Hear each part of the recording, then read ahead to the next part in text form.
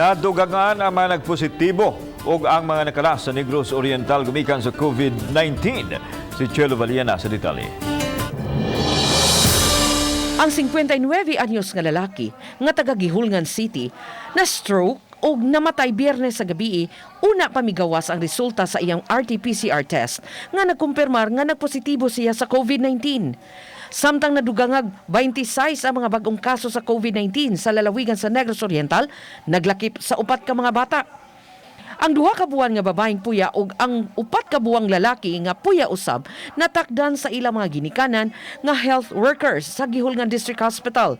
Natakdan usab ang 5 ug 9 anyos nga mga batang lalaki nga taga Santa Catalina.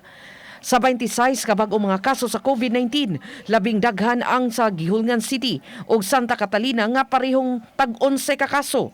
Nunot niini misaka na sa 404 ang kinatibuk ang kumpirmadong kaso sa COVID-19 sa tibok Negros Oriental.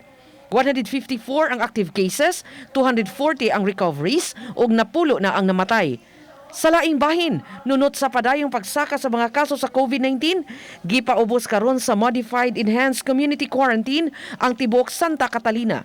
Ang napo kaadlaw nga MECQ status gisugdan ni atong Domingo sa kadlawon hangtod Nobyembre 18. Sa 29 ka kaso, 18 ang aktibo ug puno na ang ilang 15-room isolation facility. Migawas sa investigasyon nga ang pagdaghan sa kaso sa COVID-19 sa Santa Catalina gumikan kay adunay niadto sa buwangan nga wa mahibaw nga positibo di ay siya. Subay niini, miapilar ang Provincial IATF sa mga opisyal sa kalungsuran ug syudad nga undangon una ang mga sabong samtang pandemya pa. Og niadtong mga adunay flu-like symptoms, giawhag nga mag-self-quarantine. Chelo Valiana, Balitang Bisdak.